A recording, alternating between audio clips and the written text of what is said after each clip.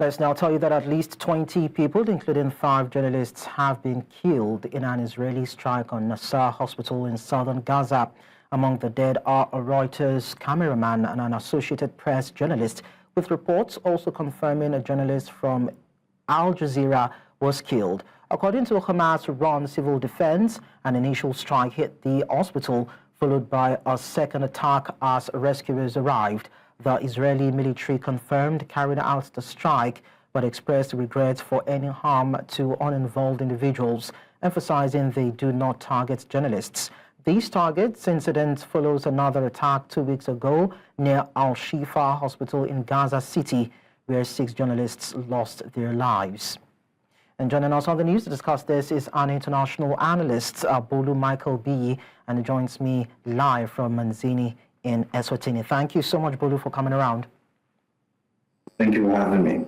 So, given the increasing frequency of journalist casualties in Gaza, what patterns, if any, can be identified in the targeting, or let's say proximity of media personnel to military operations?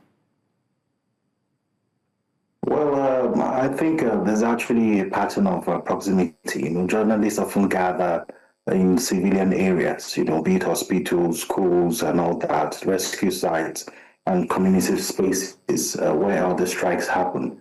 That's usually the target of the opposition. So we've seen a trend whereby there's a first strike that hits, and then a second strike hits when the rescuers and journalists and all the civilians, other civilians arrive at the site. So there's been this pattern or trend of double strikes taking place.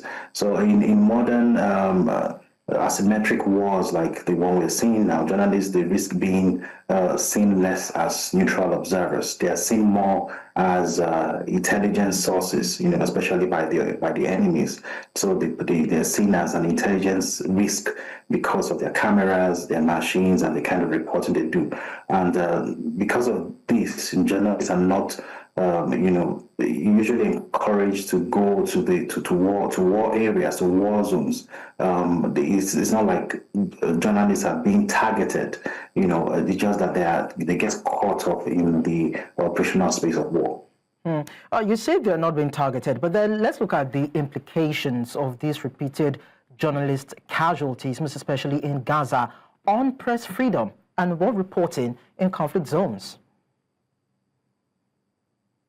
Okay, the effect of this is that, journalists will be afraid of getting into conflict zones, and that would in turn reduce the coverage of that particular war. If we don't have independent reporters, then the world is going to get a skewed perspective of what's going on ground. The world will get information from officials and partisan sources, which are usually not credible, or which are not many times not accurate.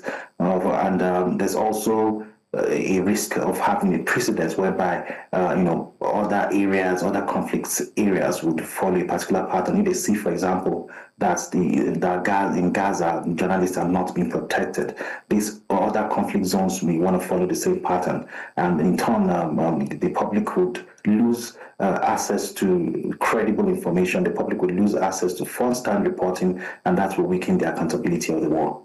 Okay, so if we say that these journalists are not being targeted, let's look at it from the intelligence and let's say targeting point of view. How do you think that military personnel can distinguish between combatants and non-combatants in densely populated areas?